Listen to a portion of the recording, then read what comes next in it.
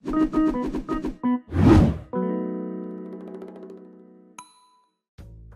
guys, it's Protendo, and I think we can all agree that one of Animal Crossing's greatest strengths is its real-time clock.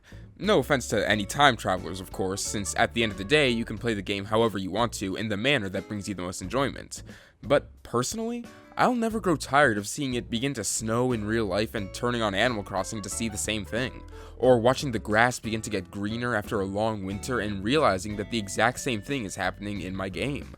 Animal Crossing's power lies in its ability to take real-world attributes and put them in the game to increase the player's immersion, and nowhere is that more obvious than in its handling of the flow of time.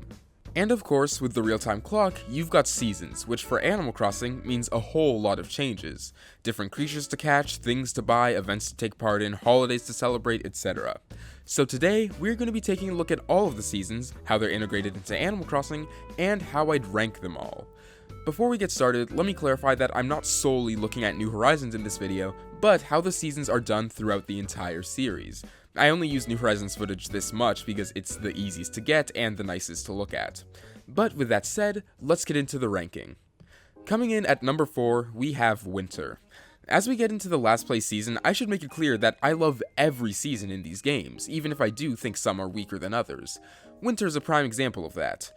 Honestly, I feel like my feelings about Winter in Animal Crossing match my feelings about the season in real life. It has so many magical moments.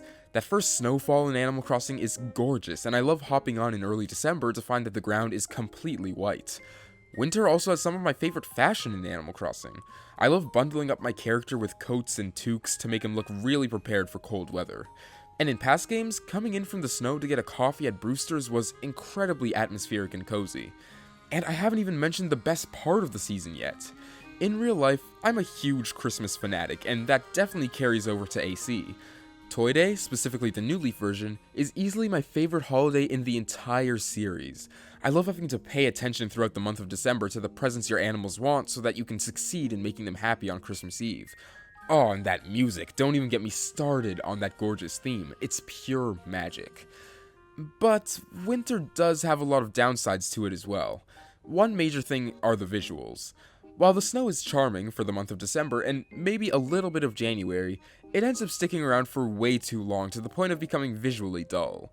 Like, I thought New Horizons being as gorgeous as it was would make me enjoy the look of the snowy town for longer, but nope. Every single year I've been a fan of the series, I find that I'm completely tired of it by mid-January and can't wait to see the green grass and trees again. Also, I feel like the selection of fish and especially bugs aren't as strong during the winter, as if the gray color scheme of the season didn't already make me feel less motivated to do my daily tasks. But anyway, yeah, that's all for Winter. A really gorgeous, enjoyable season for the first month and a half that kinda starts to falter near the end.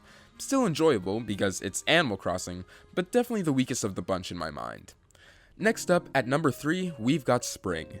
Spring is definitely the brightest and most colorful of the Animal Crossing seasons, which is a huge relief after you spent 3 months with the ground being completely white and the trees being faded.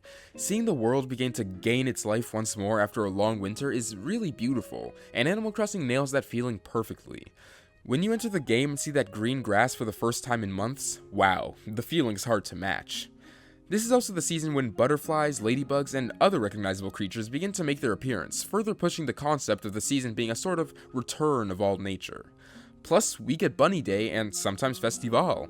While the former might sound like a negative to newcomers in New Horizons, fans of past titles will recognize it as a very enjoyable event. Overall, Spring is just a solid season. It doesn't necessarily reach the same highs as Winter, but doesn't have any notable lows that come to mind. Also, in my opinion, this is the prime season to start Animal Crossing. It feels like stage 1 of the games, if that makes any sense, and that makes it feel a little basic but still extremely enjoyable. Up next, at number 2, we have Fall, or Autumn, I guess. I absolutely adore the fall in Animal Crossing. First things first, I think it's 100% the most visually gorgeous season in the games, especially New Horizons. The way the trees begin to catch an orange tint and the ground becomes golden brown, something that's further accentuated as you make it through the season, is something that always impresses me, even in the old games that are by no means visually impressive by today's standards. Also, the events in this season are just top tier. While most seasons in Animal Crossing only have one standout event, Fall has two. Halloween and the Harvest Festival, or Turkey Day, I guess, if you want to go by the New Horizons name, which I don't. Both are extremely original, fun, and some of Animal Crossing's greatest highlights. Similarly to winter, this is also a great fashion season, with the Able sisters selling a multitude of sweaters and pants to really sell that keeping warm look. Fall just has a certain feel to it, especially during the evenings when the sun starts to set, and it feels so attuned to what Animal Crossing is supposed to be. Plus, it's got Cornimer, who's easily the most important and recognizable Animal Crossing character in history. What more could you want? And finally, number 1. I'd do a drum roll, but, basic deductive reasoning means that you already know what it is. I feel like choosing summer as my number 1 Animal Crossing season might be a little controversial.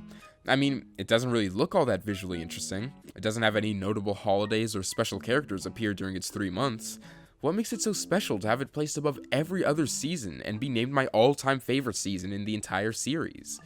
And the answer is nothing. It's just Animal Crossing. And I love it for that. Summertime in Animal Crossing is the embodiment of everything I love about the series.